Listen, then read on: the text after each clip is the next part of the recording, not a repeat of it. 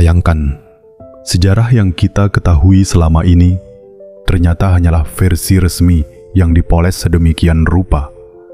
Ada fakta yang disembunyikan, tragedi yang dikubur dalam-dalam, dan kebenaran yang mungkin bisa mengubah cara kita melihat dunia hari ini.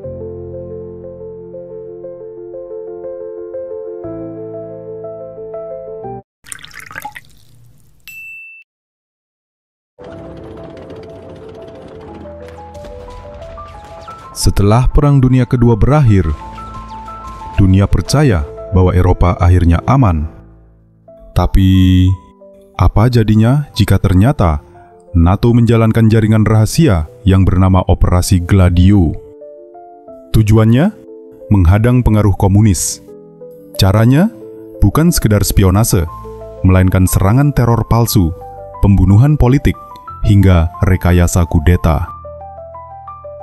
Puluhan serangan bom di Italia, Jerman, hingga Belgia ternyata diduga kuat dilakukan oleh jaringan ini, lalu dituduhkan kepada kelompok kiri.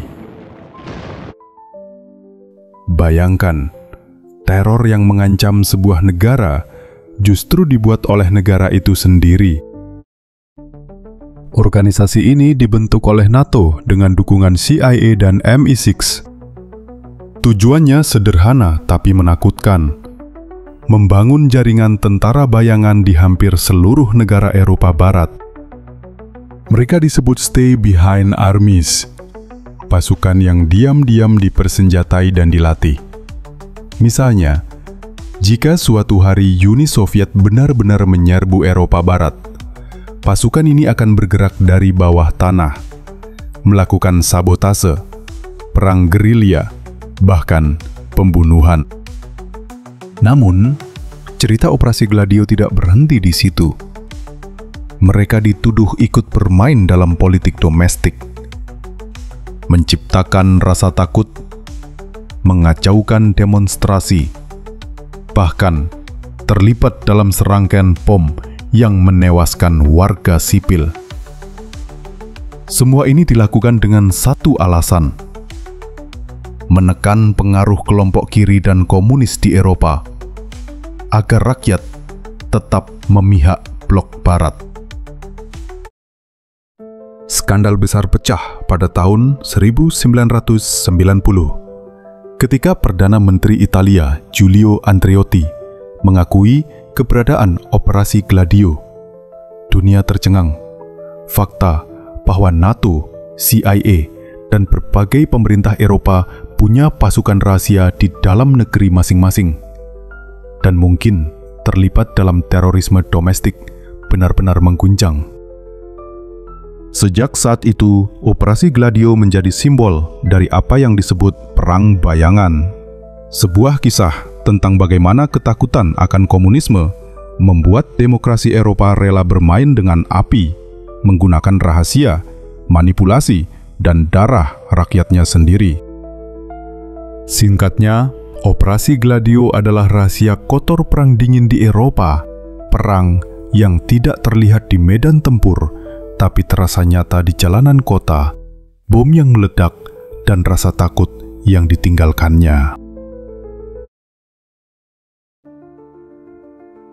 Di Asia Timur, ada rahasia yang lebih mengerikan. Unit 731, laboratorium hidup di Manchuria, Jepang. Di balik pagar kawat besi, ribuan manusia, kebanyakan orang Tiongkok, dijadikan kelinci percobaan. Mereka dibekukan hidup-hidup, diinfeksi dengan virus mematikan, bahkan dioperasi tanpa anestesi.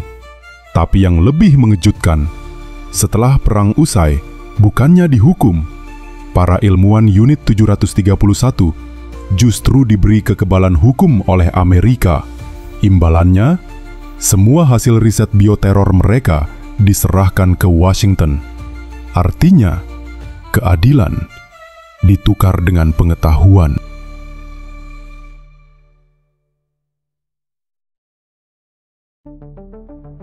Di Timur Tengah, cerita serupa kembali terulang. Tahun 1953, rakyat Iran memilih Perdana Menteri Mohammad Mossadegh secara demokratis. Kesalahannya hanya satu, berani menasionalisasi minyak Iran yang sebelumnya dikuasai Inggris. Apa yang terjadi selanjutnya? CIA dan MI6 meluncurkan Operasi Ajax. Mossadegh dijatuhkan, digantikan Shah Iran yang lebih patuh pada Barat. Akibatnya, puluhan tahun kediktatoran, penindasan brutal, dan akhirnya Revolusi Iran 1979. Semua itu berawal dari minyak. Sebuah pengingat bahwa terkadang demokrasi bukan ditentukan rakyat, tapi oleh siapa yang memegang kendali ekonomi.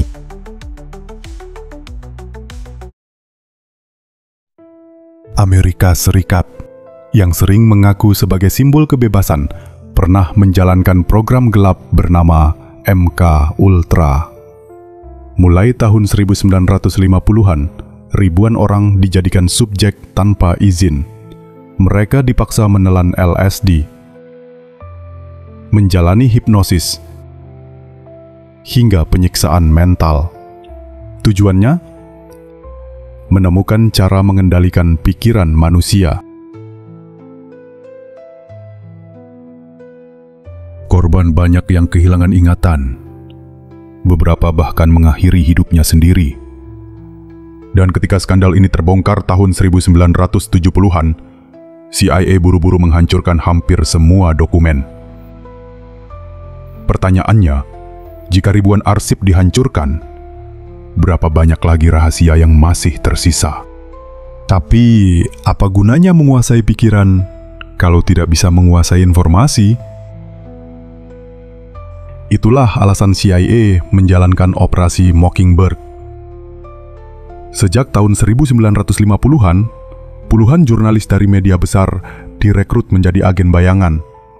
Berita bisa direkayasa, opini publik bisa diarahkan, bahkan perang bisa dibenarkan hanya lewat headline koran.